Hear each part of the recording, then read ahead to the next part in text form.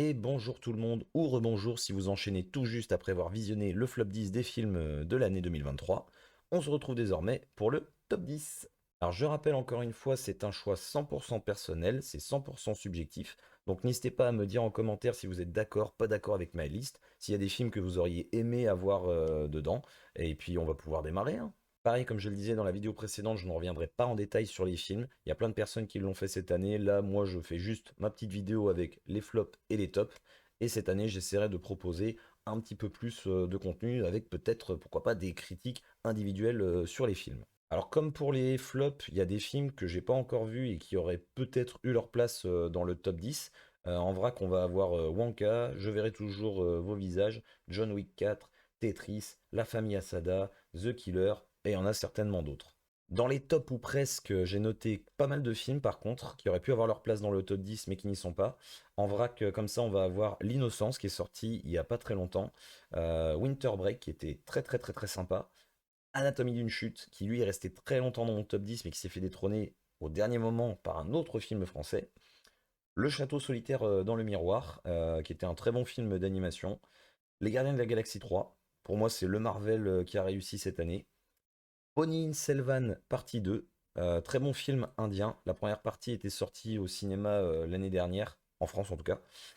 Et Donjons et Dragons, moi je défends ce film. Je trouve que ce qu'on nous a je m'attendais à quelque chose de nul, hein, clairement. Et pourtant j'ai passé un très bon moment devant et j'ai trouvé même qu'il y avait des très bonnes idées dans ce film.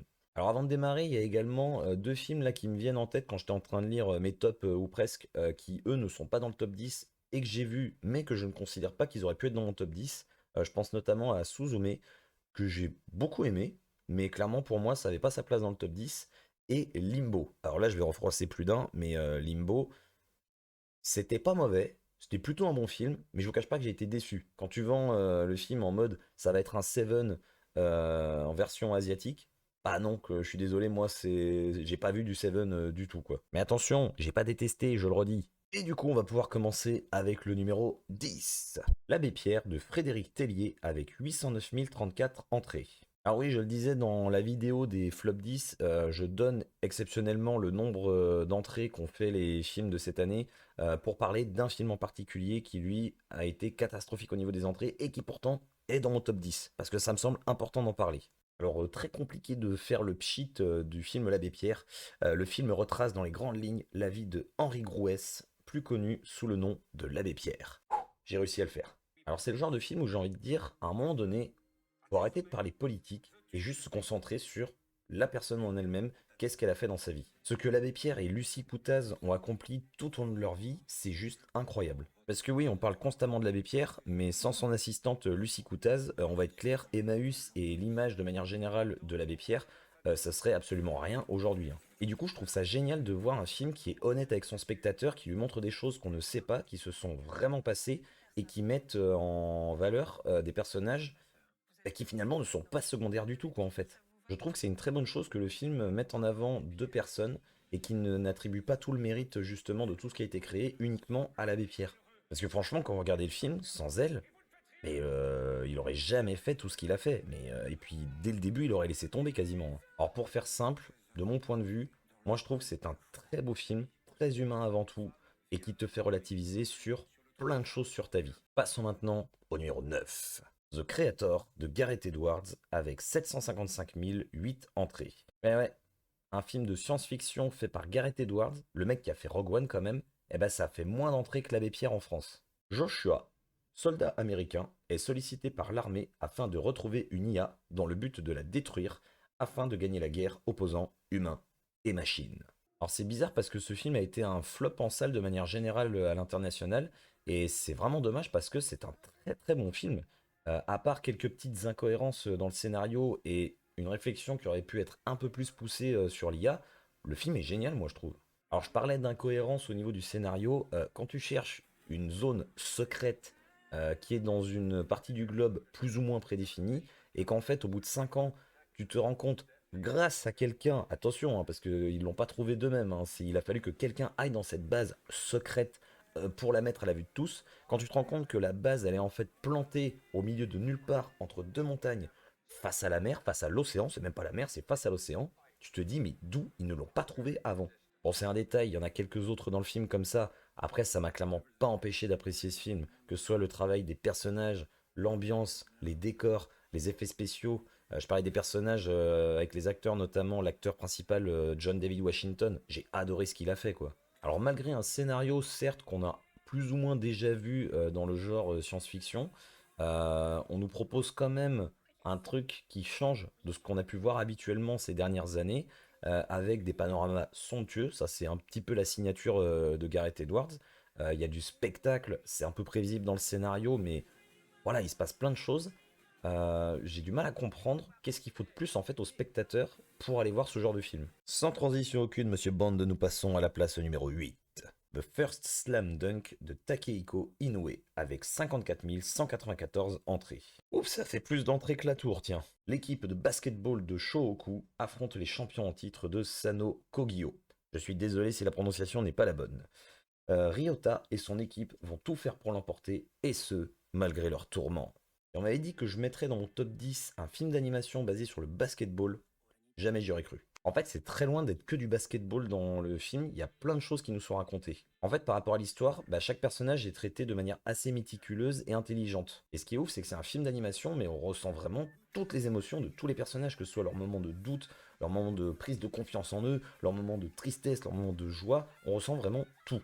C'est un film qui parle pas uniquement de sport, mais qui délivre, je trouve, un beau message sur pas mal de points, que ce soit l'entraide, la compassion, comment surmonter les épreuves de la vie tout simplement. À côté de ça, l'animation, je trouve, est bluffante, c'est beau, le film est rythmé, l'OST est absolument génial. Bref, qu'importe si vous aimez le basketball ou pas, si vous aimez les films d'animation, allez voir ce film. Et nous arrivons désormais à la 7ème place.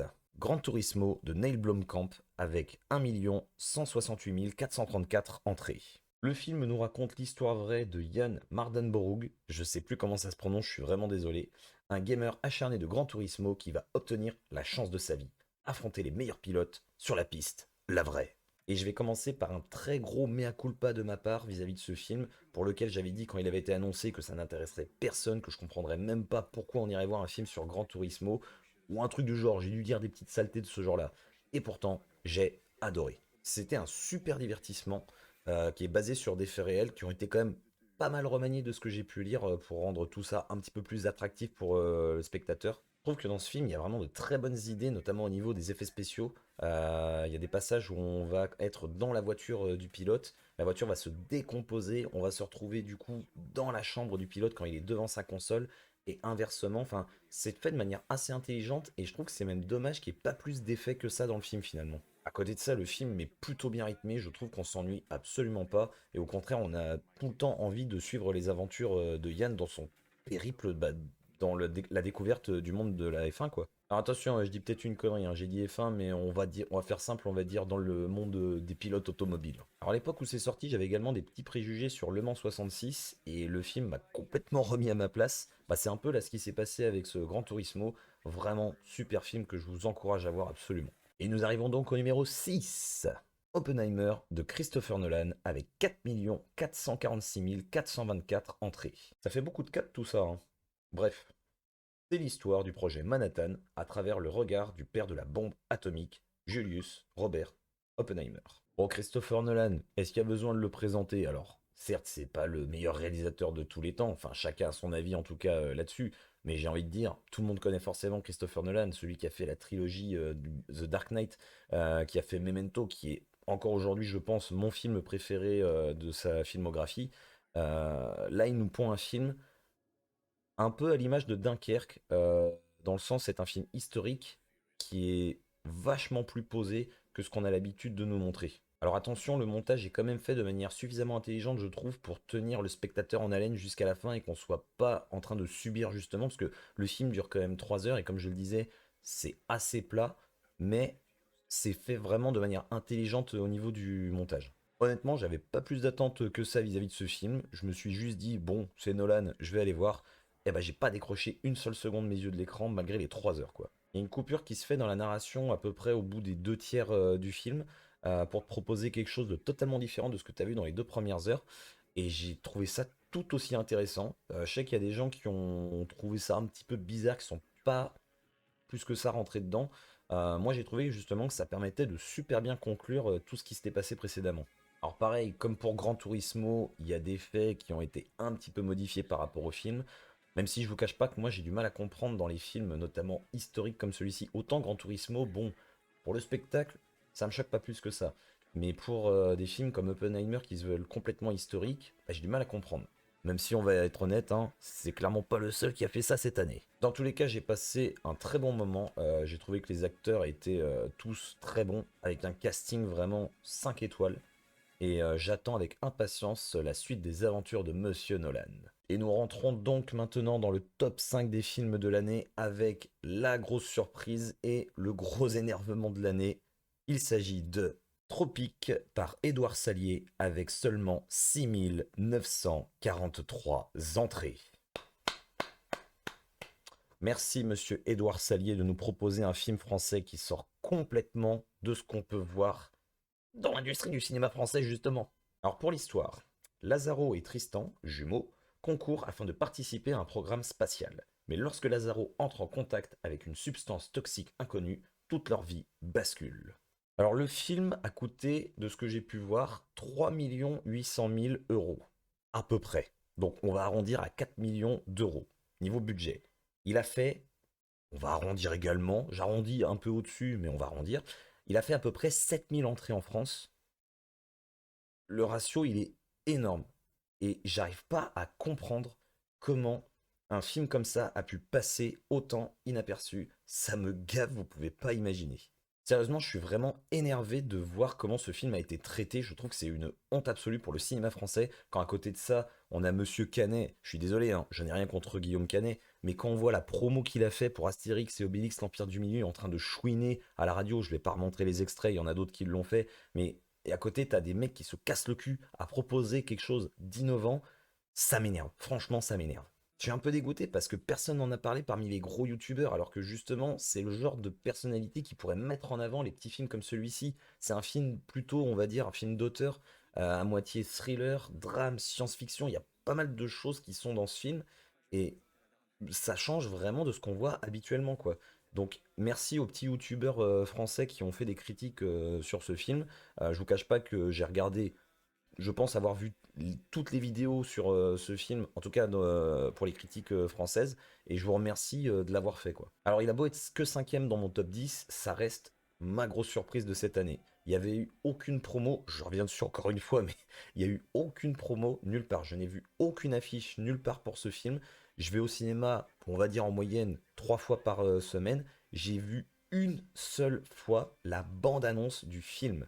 Je ne sais plus pour quel film c'était, mais je l'ai vu une seule fois au cinéma. Rendez-vous compte, c'est incroyable quoi. Je suis désolé, je vais reprendre un petit peu mes notes parce que j'ai noté vraiment mais beaucoup beaucoup de choses sur ce film. Mais c'est un film qui parle de plein de choses. Ça parle de la famille, ça parle du handicap, de la différence, de l'acceptation, aussi bien physique que psychologique par rapport à ce qui se passe justement dans le scénario, de la gestion d'un drame au sein d'une famille notamment, et la reconstruction qui en suit derrière. Et tout ça, ça nous est servi dans un contexte plutôt anxiogène, on va dire, avec une OST, mais un bijou. Sérieusement, je vais vous mettre un petit extrait d'un seul morceau de la BO qui a été fait par Sébastien, qui est un... Je ne veux pas dire de conneries, mais je crois que c'est un DJ, enfin c'est un compositeur français en tout cas, qui a l'air d'être plutôt axé sur le synthwave. Je vais vous mettre un seul morceau, je le mets pas en entier, hein, je vous rassure. Euh, 3 petits extraits sur ces 3 parties du même morceau. Il y a vraiment 3 émotions différentes qui se dégagent.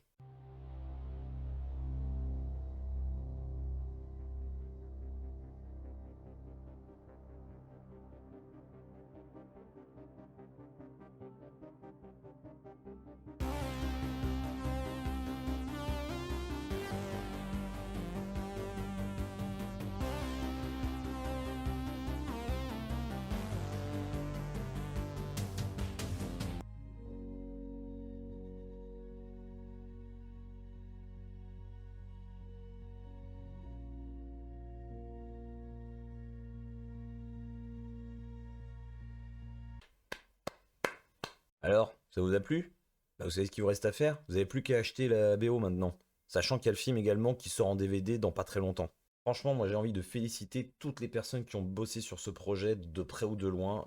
Je me suis mais régalé. J'attends avec impatience de revoir ce film. Je reviens dessus rapidement, mais franchement, prenez le temps d'écouter la BO, que ce soit sur YouTube ou vous l'achetez, peu importe, mais prenez le temps, ça vaut vraiment le coup. Tout comme le film qui est vraiment... je suis désolé, encore une fois, c'est un film français.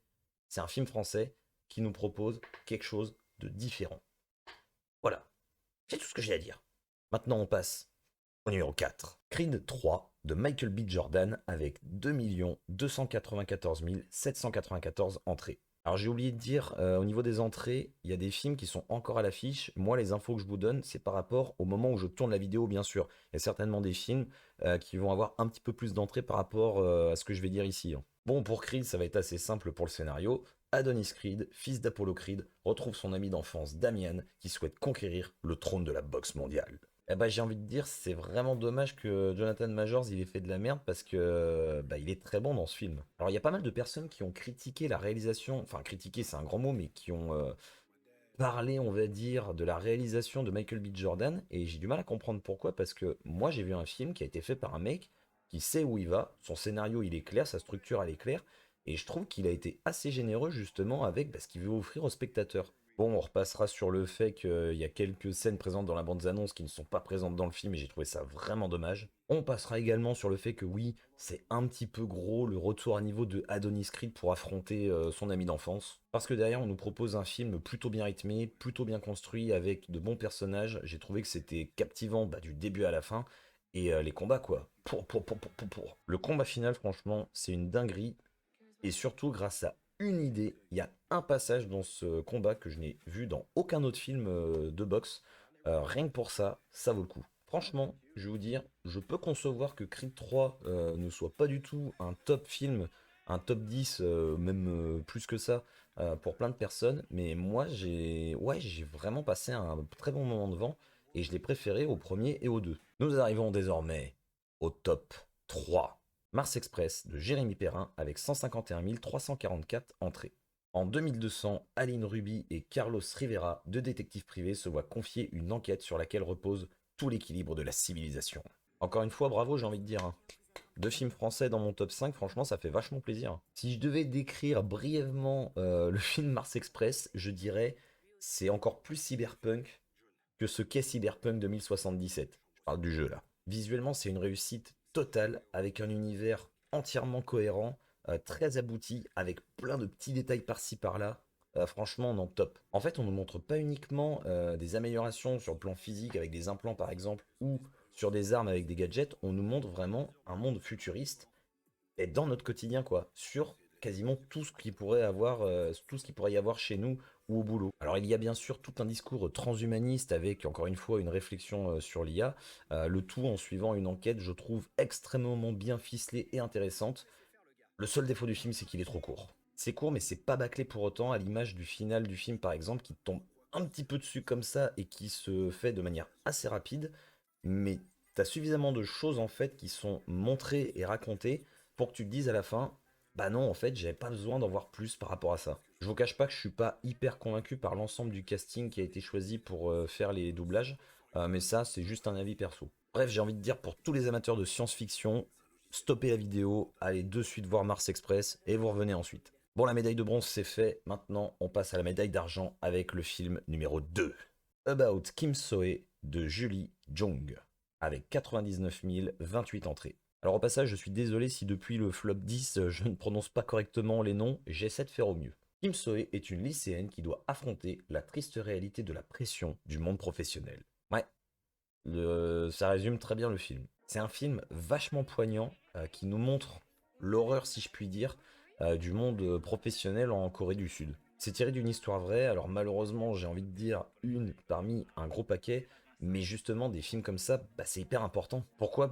Tout simplement parce que ça nous permet un petit peu d'ouvrir les yeux sur l'absurdité et la pression du monde dans lequel on vit au quotidien. Le film est plus ou moins scindé en deux parties. On a une première partie qui va être plus drame, on va dire, et la deuxième partie qui va se transformer en enquête policière, toujours dramatique bien sûr, mais je trouve que c'est vachement bien réparti entre les deux. Et malgré sa lenteur si je puis dire, le film nous tient en haleine vraiment du début à la fin quoi. T'as envie de savoir ce qui va se passer, ce qui va arriver au personnage. C'est clairement pas un film joyeux du tout, c'est pas à mettre dans les mains de tout le monde, mais c'est vraiment un film qui vaut le détour, ne serait-ce que pour la critique de notre société d'aujourd'hui. Et nous terminons avec le top 1, le numéro 1 de cette année, qui a été le numéro 1 de beaucoup de tops que j'ai pu voir.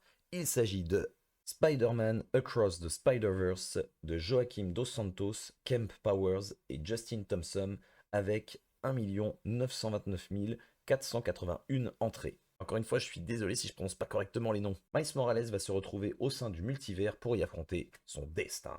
Bon, bah là, j'ai envie de dire, c'est pareil, hein, il y a un peu tout qui a déjà été dit sur le film, donc je vais très vite revenir dessus. Bah, j'ai envie de dire, un multivers bien traité, bah ça donne ça. Franchement, j'ai envie de dire vivement la suite en 2025, en espérant que ce soit pas repoussé davantage. Le deuxième opus des aventures de Miles Morales, franchement, il met la barre extrêmement haut et sur plein de points. Que ce soit en termes de visuel, en termes d'ambiance, le travail des personnages, la musique, franchement, c'était un film à voir au cinéma cette année. Vous voulez du spectacle, avec un scénario qui vous tient en haleine jusqu'à la fin, avec un cliffhanger de ouf, vous vous dites, non mais attends, mais quand est-ce que ça sort la suite? Bah, j'ai envie de dire, c'est le film qu'il vous faut. Donc ouais, meilleur film de l'année pour moi. Je vais pas dire de très loin, mais je me suis régalé, quoi. Je n'ai pas vu le temps passer, c'était génial. Eh ben ça me semble pas mal tout ça. Dites-moi du coup dans les commentaires ce que vous en avez pensé. N'hésitez pas encore une fois à mettre un petit pouce dans un sens ou dans l'autre, à réagir, à lancer des débats, pourquoi pas, hein. Je suis ouvert à la discussion. Et on se retrouvera prochainement, je l'espère, pour parler cinéma, pour parler jeux vidéo. C'est le principe de la chaîne. Je vais essayer encore une fois de proposer un petit peu plus de contenu pour cette année 2024. Et il me reste plus qu'à vous souhaiter bah, une bonne journée, une bonne soirée, une bonne nuit en fonction du moment où vous regardez la vidéo. Comme d'habitude, prenez soin de vous et bisous tout le monde.